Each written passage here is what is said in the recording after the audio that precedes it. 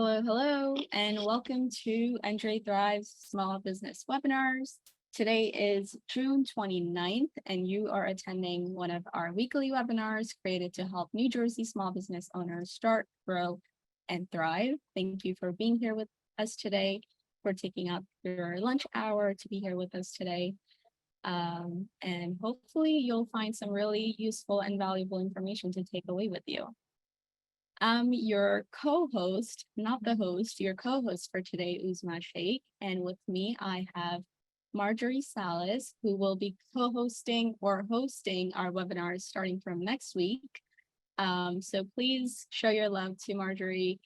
We're excited to have her for the next 2 months. Thank you. It's a pleasure to be here. Awesome. Thanks for being here, Marjorie. So because we're your co-hosts, we'll do half and half, but I will be introducing you to NJSBDC. If you're new here, if you've been here attending our webinars, our tech series, thank you so much for your support. If you're new here, welcome. We're excited to have you. And if you don't know about NJSBDC, that's New Jersey Small Business Development Centers Network, and the tech team, which the tech series is for. It is an exclusive technology commercialization team providing technical support and guidance to eligible innovators for SBIR and STTR grants. And from our tech team, our top three priority services include no-cost pitch to proposal consulting.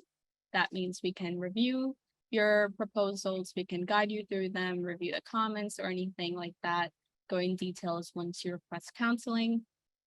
Training and events starting at $0, just like this one that you're attending right now, and exclusive small business tech resources.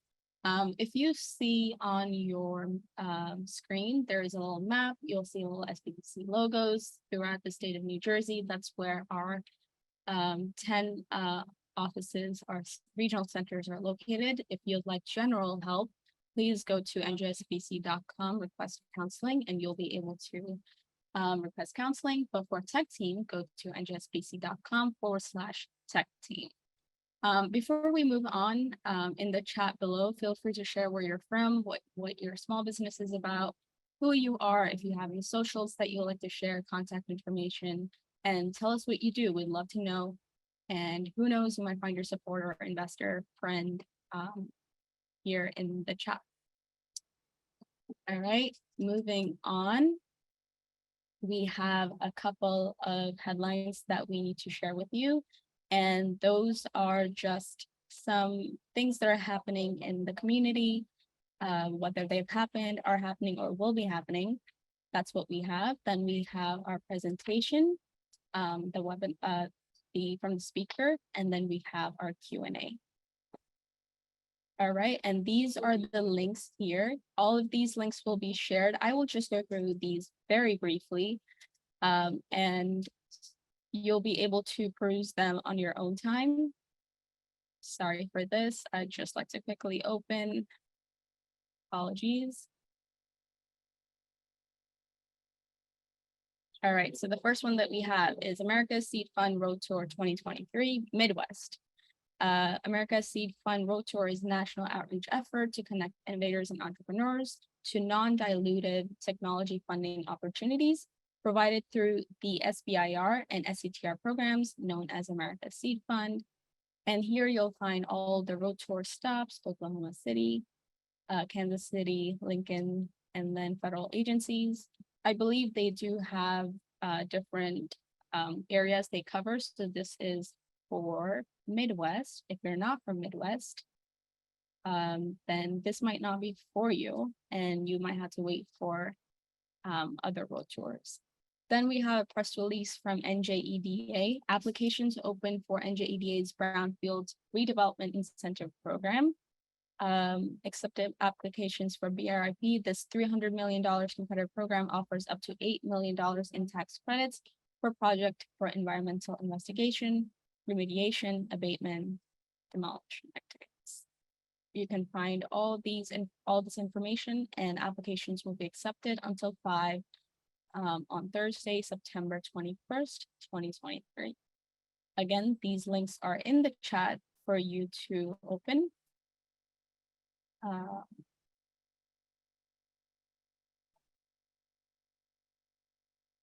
Then we have NJEDA to issue a request for expressions of interest for Wind Innovation Center. Center will help accelerate innovation, research and development, and entrepreneurship in NJ's offshore wind industry. What, where, when, all this information is here, excuse me, and it's due by September 13th. So if this is your field, then please go and provide information. And that's all we have for you in the headlines. All right, Marjorie, the stage is yours. Please go ahead. I'm sorry, I cannot see the screen. I only see you. All right, so a couple of things. I'm not sure why that is.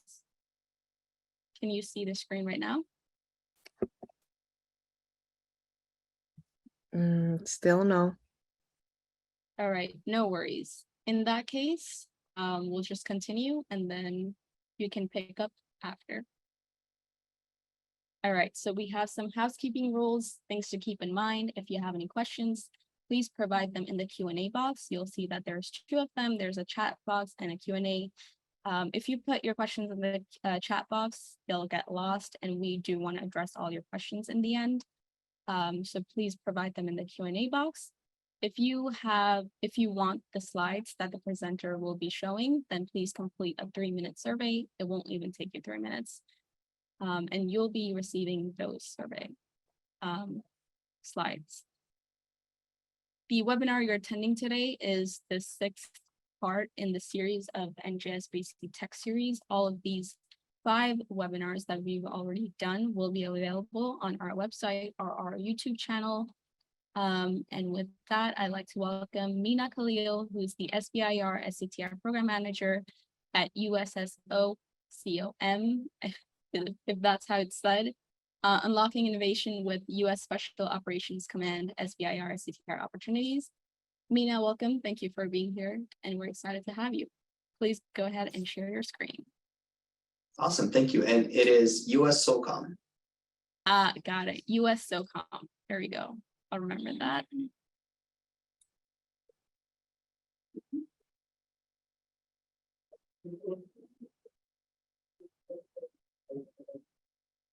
All right, do you see this now? Yes, I can see it.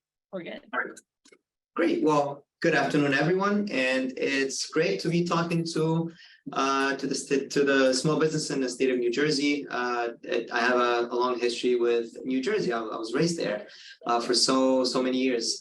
So it's good to be talking to you all. And my name is Mina Khalil. As Uzma mentioned, I am the US SOCOM, SBIR, and STTR Program Manager. So my understanding is you've learned a lot about the SBIR and STTR program in the past. So I'm going to kind of just touch on it a little bit, and then from there, we'll get into the SOCOM specifics of it. So why would you want to use it? There's a lot of great benefits from it, but from my perspective, and what I would like for you all to know is it is the seed funds for a small business. So think of all the successful companies that went through with the SBIR and STTR program. 2 that you can remember is Qualcomm. Qualcomm, if you believe it or not, started as an SBIR and STTR seed funded small business back in the 1980s. Also, Sonic Care toothbrush, the one that's in many of our households now, also started with the SBIR STTR program. There's so many others that you can see on SBIR.gov, such as 23andMe and others. So it is a great seed fund. You get to work directly with the acquisition office. So for us, as in the Department of Defense and SOCOM, a lot of these topics are coming from a program office, and working directly with them, you get to understand more of what we're trying to accomplish, what we're looking for, the technology that we need, and that helps you develop for the program office, and likewise get the benefit of growing as a small business. Intellectual property and data rights retention, you get to keep all of that. From the government perspective, it's government purpose. It is a gateway to government contracting. If you haven't dealt with government contracting before, especially in the Department of Defense, there's a lot of things that you need to prepare a small business for. So this is a good start for you to do that. And we have many mechanisms in helping you do that. And your Small Business Development Center does help with that a lot as well. We focus on transition. Everything focuses on transition. When it comes to SBIR, we're seeding you so you can become relevant in the US market, in the world market. And how are you doing that? And that's what we call transition. And then obviously you provide that leading cutting edge technology that gets you to develop or innovate in our market space. You probably know about this already. There's about 100, SBIR for Small Business Innovation Research, STTR for Small Business Technology Transfer. It started back in the early 80s. It's been 40 years and going at this point. 195 awards, $54.3 billion. So there's a lot of money has been shuffling through this, and there's about $5 billion, give or take, every year dedicated for SBIR and STTR awardees across the US government. DoD does have a big chunk of it. If you look at that circle that's on your right side of your slides, and so are others. You can get it as contracts. That's what we do, and you can get it as grants, as others do as well. So again, you probably learned about this stuff already in prior sessions. So we'll move on to the next slide. This is the mission of SBIR and STTR, and it's, again, to make you relevant in the US market. This is right out of SBIR.gov. Please go to that website. It's very, very useful with a lot of good information in there. Program goals is really to stimulate the technologies, to get you to innovate more, get small businesses to grow. And for STTR is to include also the non-for-profit research and development institutions such as academia, any not-for-profits, FFRDCs. I know it's I'm going to mention some acronyms here. If you guys, if I don't explain them, please make sure you ask that question in the Q&A. So I'm a little bit more clear. I cannot see you in person, so I'm making assumptions on who I'm speaking to and how much acronyms you would know out of the government. All right, so SBIR and STTR is 3 phases. You have your phase 1, which is a feasibility study. For us in SOCOM, we kind of look at it from a technology readiness level of 3 and 4. What that means is it's a concept, it's an idea. How can we make this happen? How can we put this on a breadboard? How can we make it a reality? So that's the feasibility study, which is usually about 6-7 months or less. Then we have that phase 2, which is the actual concept or prototyping phase, and that's when you put, that's when you actually start building the thing that we are funded to do, and that's substantially more funding for it. And the phase 3 is the commercialization and fielding, and that's a success I was talking about in 2 slides ago. How can you make this work in the market and be able to sell it to the U.S. government because we and our operators need it? So I want to introduce you to this. I'm not sure you're familiar with the DoD construct of the SBIR, but we utilize a broad agency announcement. The broad agency announcement is a mechanism that allows us to send out a topic with not very detailed information, and through that you get to propose provide your proposal through the mechanisms of what they're looking for through that one website. I would definitely copy and paste that website, write it somewhere, take a screenshot. It's www.dodsbirstttr.mil.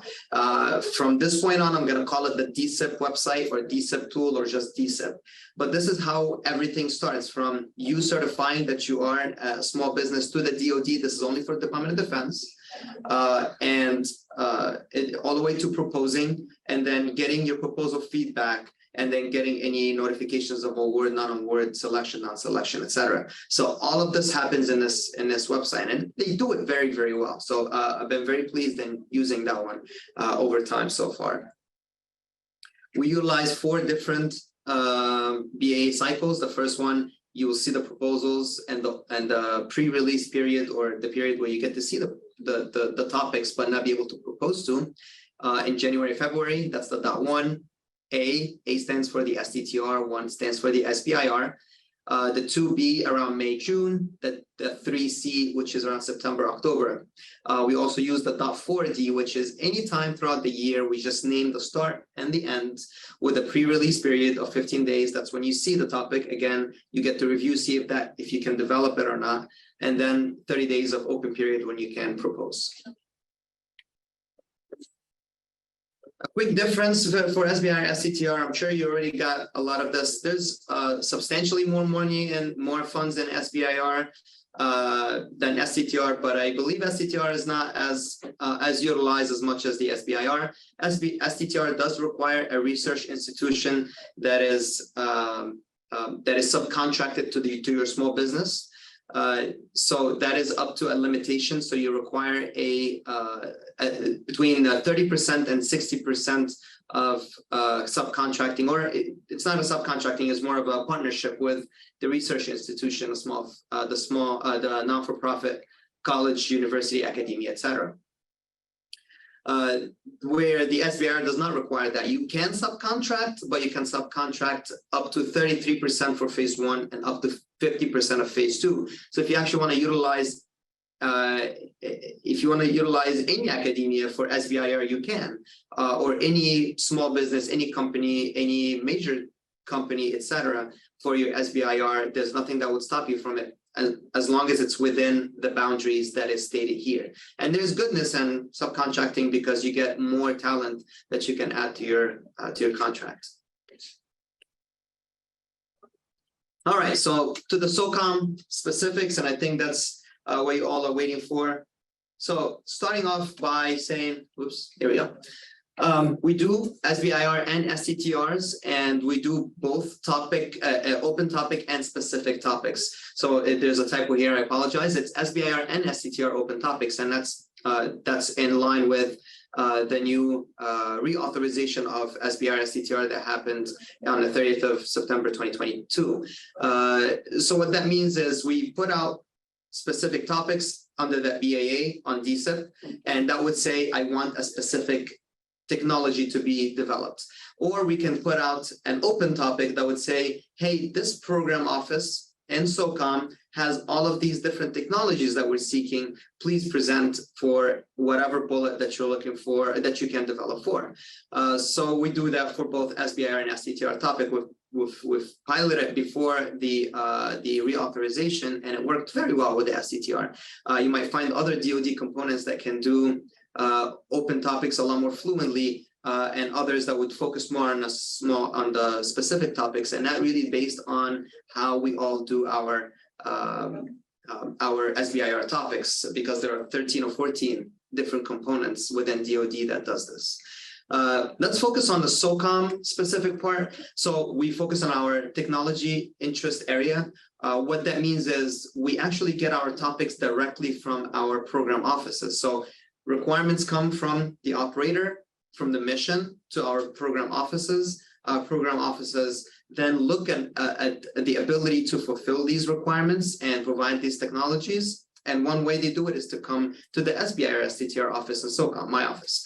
And when we get that topic, then we put it out and go through the solicitation. From the point of authorship all the way to the end of the award, if you get the award, you're dealing with this technology, with this program office, the program management office, the whole time, and you're working with them directly once you get that contract.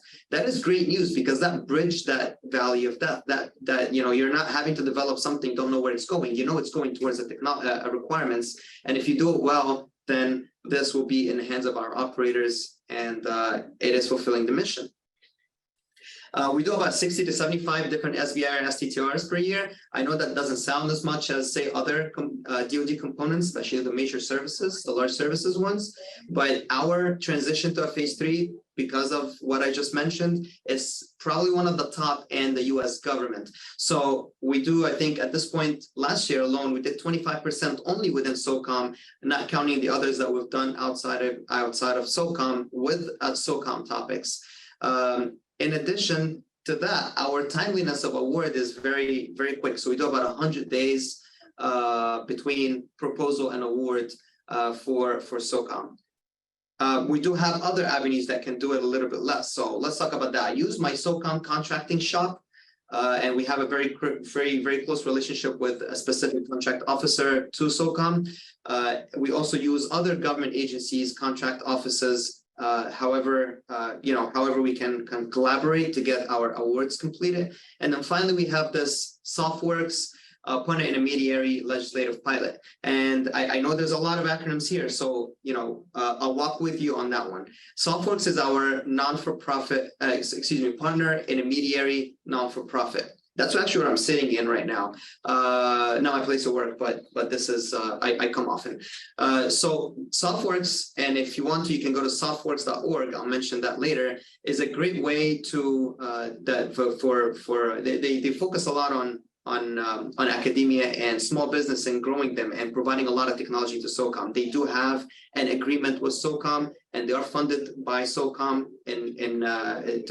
by us to do a lot of that work. Now we have a law that was given, or a legislative pilot that was given to us by Congress to say we can use SoftWorks to award contracts directly to you. That's a business-to-business contract. No one else in the U.S. government has that capability right now. Everybody else has to do a contract with a small business to award these SBIRs and STTRs to you directly. So what does that mean to you?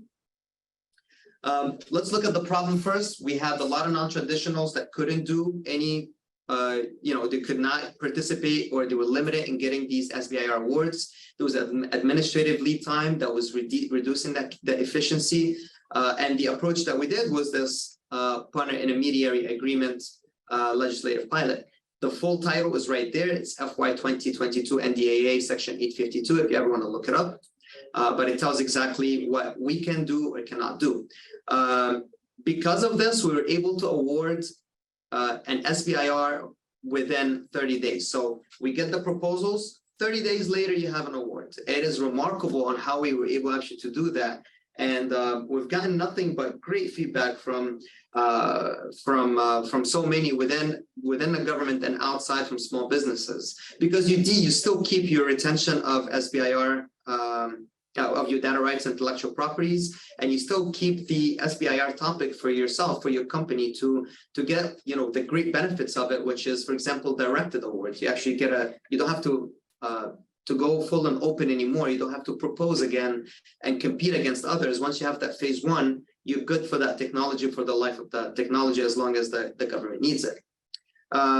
It also expanded our small business outreach to others. So we're increasing participation with the small businesses, and small businesses are more aware of what's happening. So definitely join their ecosystem. If you go to softworks.org and join the ecosystem, you get all of the topics that we're putting out there as SOCOM SBIR, STTR there is.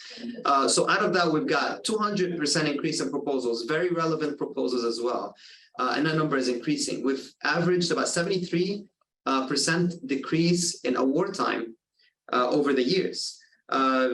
We've reduced the phase one to the prototype by half, by 50%. In fact, we've closed that gap to 0 days. So if you ever done an SBIR STTR in the past, you get the award for the phase one, which is a study, and then after that, you're waiting for a contract or something to happen before you can get to the phase two. For us, and through this mechanism, we've kind of closed that gap down to that 0 days. So once your phase one is complete, you're pretty much within 0 to maybe few days to getting that phase two award, and you can continue to keep and retain your talents and continue to keep your company going. We've also had a phase three in 17 months, 11 months, as little as 6 months, really. And we've kept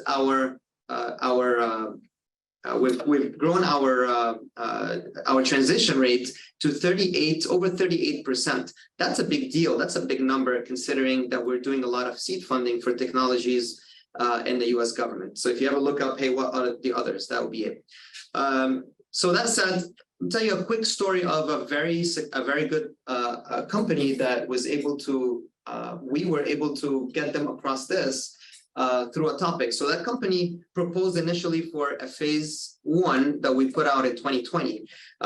This company was awarded as one of 3 others because they were technical merit, because of technical merit. And the 3 things that we actually vet for in a proposal is our technical merit, their commercialization plan, and their people, the people that they're working on the technology. So out of those 3, we started to develop further. So we selected them and another company to do a phase a phase 2, which is the prototyping. And after they've done the phase 2, their technology was so good and so needed for us that we awarded them a phase 3, and all of that happened in 17 months. That's a very short period of time, considering that we're developing things from just a concept. All right, so what does SOCOM look for? And I would like to attract your gaze at this beautiful picture and kind of getting to see everything that we're looking for. It's a very busy picture, but it has pictures worth 1,000 words. So let's get more into what we're actually looking for in more detail. So in the slide, you have both the physical and the digital aspects. They are not separated, rather they complete each other. So the focus is is definitely on our operators. So starting from the center and from your 6 o'clock, going clockwise, we receive requirements for the operator, the K9, that ranges from the weaponry, the mounts, the human performance, comms and more, dry submersibles, undersea technology, combat divers, ship technology, vehicular technology that ranges from tires to communications, aircrafts ranging from weaponry to communication, satellite payloads, and that is leveraging commercial solution and new technology innovation. Communications, I keep talking more about communications, very, very important for us. Data and data analysis tools, AI, machine learning, mapping, simulation, pre-planning tools, and all of that needs to be protected. So therefore, cybersecurity.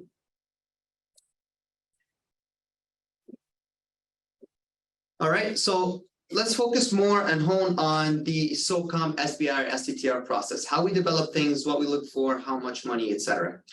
We start with our research, kind of a market research, finding out what's out in the market.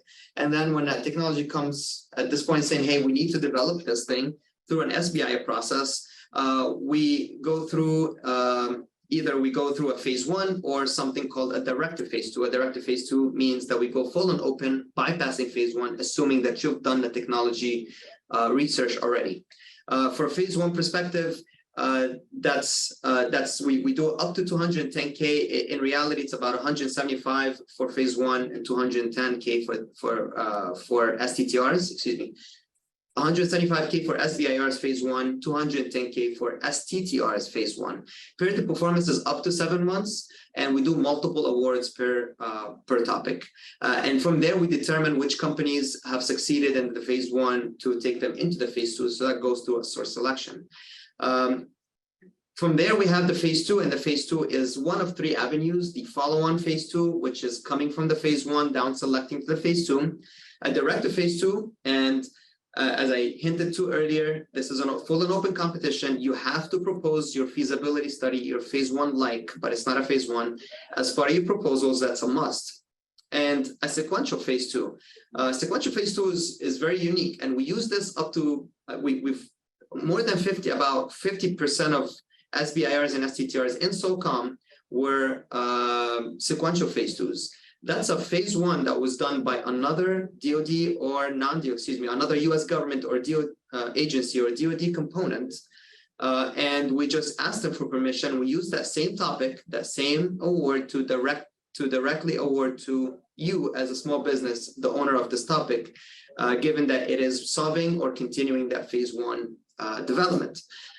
What that means to you is if you've done something with USDA, and you got a phase 1 and it stopped right there, and we see this through any kind of presentations or anything that we've seen from your company that you can do that we need that technology, which we have a USDA one to be precise. We can directly, we can send you a proposal, we get the proposal back, and if it is meeting the requirements, then we award to you directly. So competition is met with this phase 1, and that's the big deal about SBIR.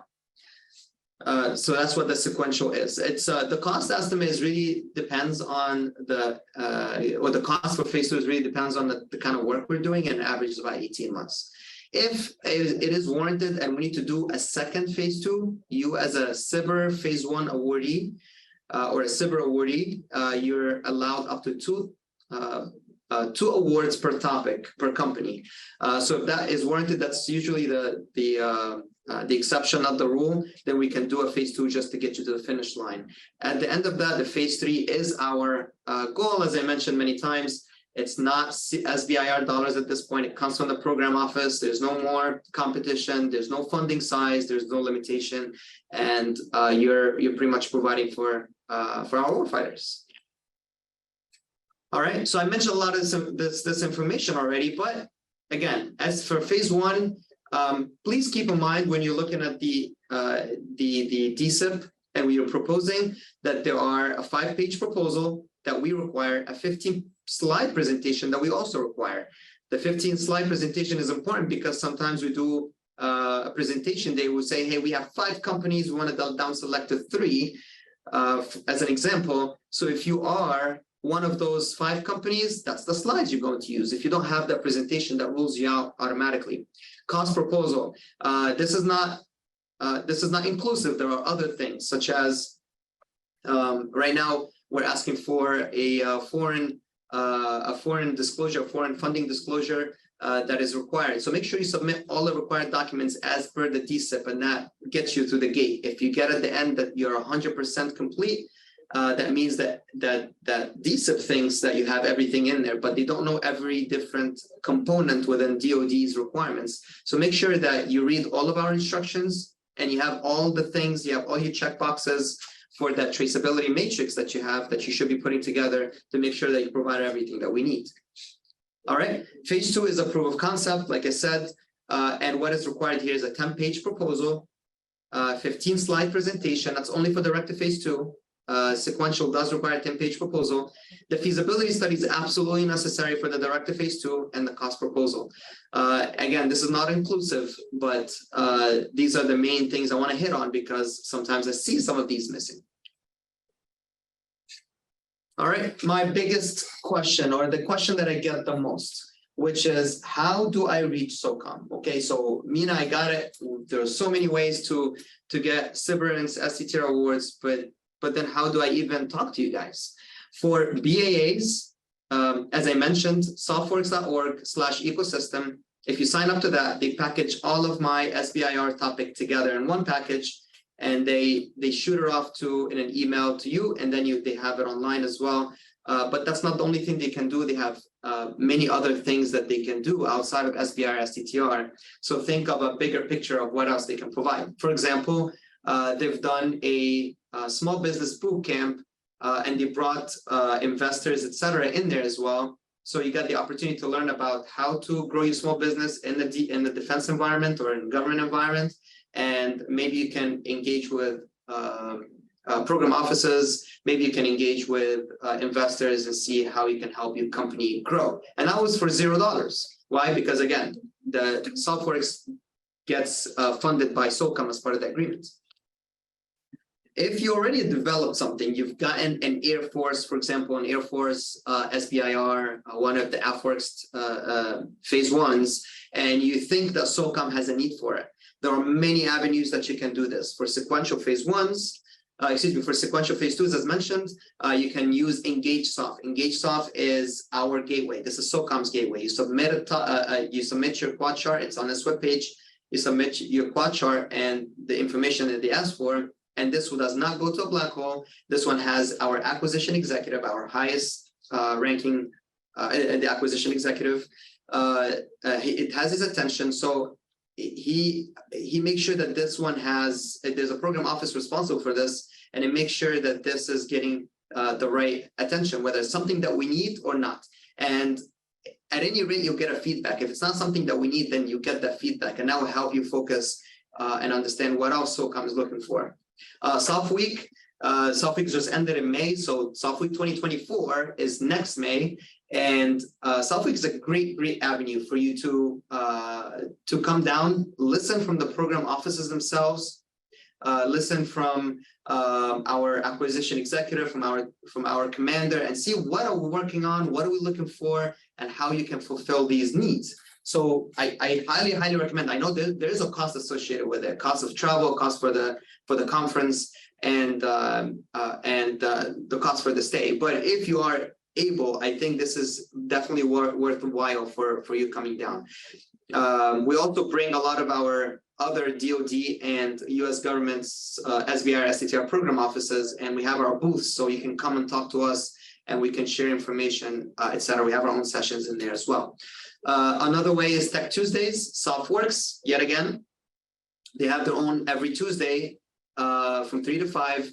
They present whatever you submit, and if somebody is interested, they submit that, and they do get to connect those two together with our program offices.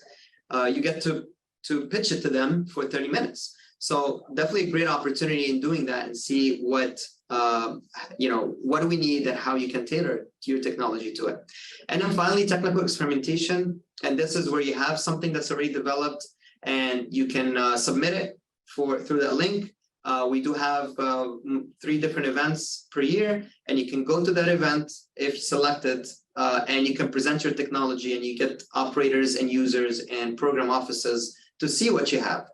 So those are the main this is the gateway for SOCOM. Feel free to take a screenshot of that if you'd like. All right, if I have 2 minutes to give you kind of like how do you achieve a successful proposal. This will be my 3 things that I would focus on. First, follow the DoD and SOCOM instructions. Many follow the DoD, skip on the SOCOM one. Some look at the SOCOM one and skip on a DoD. It's a lot of reading, I get it. Our SOCOM one is very condensed, so we try to kind of bulletize it and make it simple. But there's the best that's the best we can do. I do definitely recommend the traceability matrix to make sure you hit every single point, because even if one proposal is deemed non-responsive, disqualifies because they're missing something, that's one too many that you put in a lot of work on it. Ask questions early. SOCOM participates in the Q&A session, so in that yellow box on the top right, and that's where the topics are. So ask your questions right away. We also have a virtual Q&A session that we host for every single topic that we have. You get to hear from the program, from the topic author themselves, from the program offices, and what they're looking for, so you can focus your technology and your proposal towards that technology and how you're going to develop it. Don't wait until the last minute, because a lot of times I get a lot of last minute submissions, and if the system goes down because of too many, or electricity goes down, I've heard that before. I've gotten hey, the electricity went down in I think it was California, and there was a rollout. Anyway, so they lost power and they couldn't propose in time, but that was because it was last minute. Don't wait until the last minute. Usually when the system says that the proposal is due at 12, it's usually 12 noon, not 12 p.m. So if you wait for the rest of the day, it's too late already. And then focus on the technology requested. What we're looking for is a holistic solution for what you propose. What we're asking for. So make sure you cover all of the requests that we're asking, and definitely, stay tuned and listen to that Q&A session that we put together. All right, with that, I just wanted to kind of give you all of the important websites on one page. So this is our SOCOM Cyber Program website. It's not a great website. It does have the ancillary documents that you require for your proposal. So I think that's what it's really useful for. DoD cybersitter.mil, DCIP, I mentioned it several times. Start early, put your company information in it, build a profile, because then it'll be easier for you to start proposing instead of doing all of that within 30 or 60 days. The DoD SBIR STTR program has a different website. It's called defensecybersitter.mil. That's where all the instructions and information on each of the DoD components is in there. So it's not tied together with the DCIP. So definitely go to that one. And then finally, cyber.gov is a great tool. And they have a lot of material, a lot of information, and that site is here for you. So please use it and use it well. With that, I think that is my last slide, and standing by for questions. Thank you so much, Mina. We can definitely stay on this slide in case our audience has information, just in case they want to take a picture of your contact information, anything like that. So far, let's see. We have Christian saying, thank you, good information. And okay, so we have our first question from Scott. Scott asks, is there any advantage for a certified veteran-owned small business in the proposal process for an SBIR from SOCOM? Look, so if you are a certified veteran owner, small businesses is a big deal. So it's good all around. So I'll definitely make sure that this is all highlighted in your proposal. For us, we do rely on, we focus on getting that technology. So we focus on three things, which is the technical merit. We want to be able to, the technology that we're getting is meeting what our requirements are.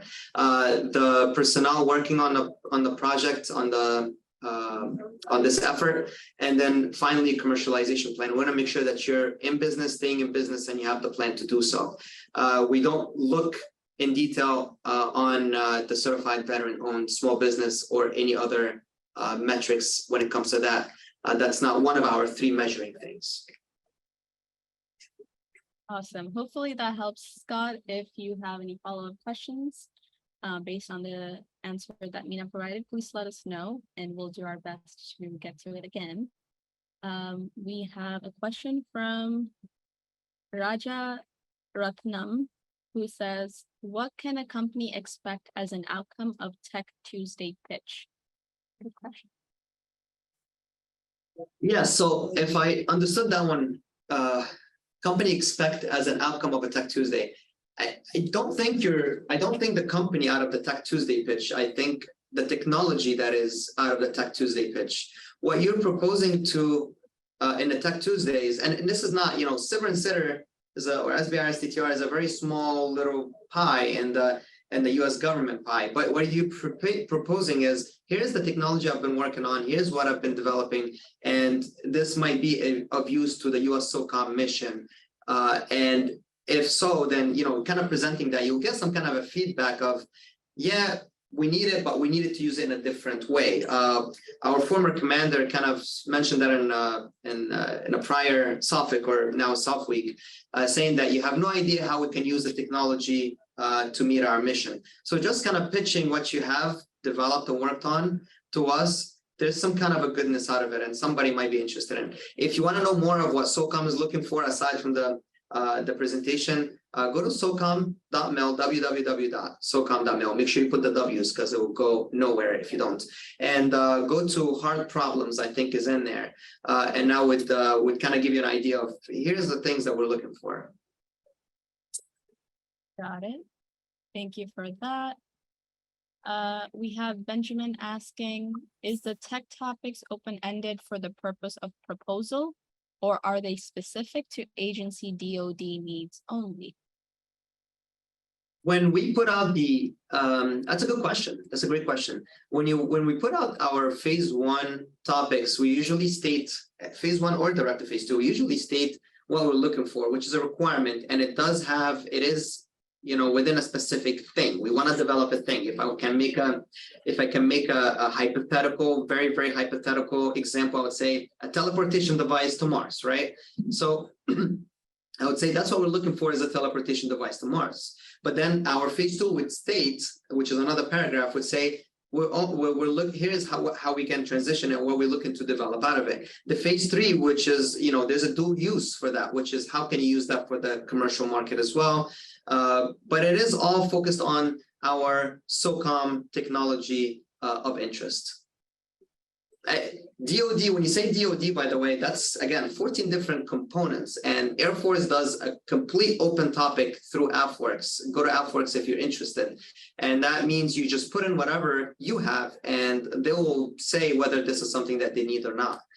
So that's a different mechanism. The Navy has a different mechanism as well, where they do it more focused on specifics, and their open topic might be a little bit more canned within a sandbox to develop in versus open, fully open. And the Army have a different, they have XTACs and other things that they use, which can include SBIR or non-SBIR dollars, and they have avenues of doing that as well. So there's a lot of money and there's a lot of ways out there to do that. I hope to answer the question, Benjamin. Awesome. We have no pending questions at the moment. I would like to invite our audience to please share anything that comes up. Oh, there we go. One more from Benjamin. But again, if we have if you really have anything to ask, anything, to state your curiosity, no question is ever stupid. So please feel free to ask us, and the perk is that you can ask anonymously if you don't want to share your name. All right, so we have a follow-up question from Benjamin, who asks, does the SOCOM needs also include health for our men and women in uniforms, e.g. food tech? Yes, so I'm not, again, food tech is not, I'm not going to answer to food tech, but yes, the health, we have actually one office in our S&T directorate in SOCOM that focuses on, and human performance and biotechnology, et cetera. So those guys focus on a lot of stuff, and they do work hand in hand with other DoD agencies, and DoD components and other agencies to see what would help improve the health of our operators. Definitely investigate into that more, and we've had some topics out there in the past that focuses on biotech or human performance, and we've had others that focus on the canines. I think canine hearing aid was the last one that we did. Got it. Thank you, Benjamin. I'm not sure if this is a relevant question for you, Mina, but a question from Hermit says, how can I get electric chargers for my gas stations as a minority-owned small businessman? That's a question for your Small Business Development Center, and if you want their assistant and you want SBA to assist you on that. I don't have the knowledge of SBA on how to do that, but I definitely encourage you to engage with Uzma and her team, and your local Small Business Development Center, and see how you can do that. That's actually pretty awesome. Yep. So Hermit, if you are interested in receiving counseling, consulting for this, especially as a minority-owned small business, if you're certified, then please reach out to us at njsbc.com, and you can request counseling if that is the avenue that you're looking for. However, at the moment, we have no other resource or guide to provide you to answer your question, unfortunately. Although we do have someone offering their help. So Gladys and Hermit, maybe you guys can get together and solve the problem together. So they have offered more information. Okay, I think if we have no other questions, then we'll conclude at this point. Again, just a reminder to everyone that Mina's information is on the screen. If you'd like to take a picture of it, please feel free to do so right now before I move the screen, and go to the links. Again, this presentation will be shared via the survey that you complete. So as soon as you complete the survey, it will guide you to a link, a URL that will show you Mina's presentation. And this was also recorded, so if you'd like to go over some things that you missed, please feel free to watch this webinar on our YouTube channel or our website that's shared in the chat. And with that, we'll conclude. Mina, thank you so much for being here with us today and sharing your information. It's truly valuable, and hopefully if we can do another webinar, we'd like to keep in touch if our audience is interested. But other than that, thank you so much. Absolutely, anytime. And yeah, any questions, I look forward to them. Thank you. Awesome. Okay, and moving on.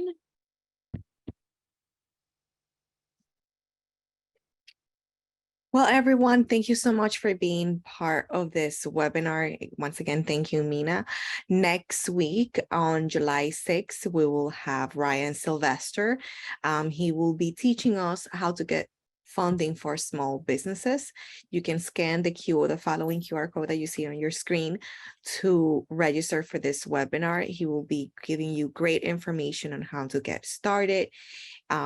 We're always here for you. If you have any questions in regards to the SBDC, you can always contact us and we will be here to help you. This is how the NJSBDC, we teach teams to help innovators grow at no cost. We provide training events starting at 0, and we are exclusive to small business tech resources. If you have any questions, point your camera over here and tap on the link where we'll be right there to help you. All right, awesome. Thank you, Marjorie. My pleasure.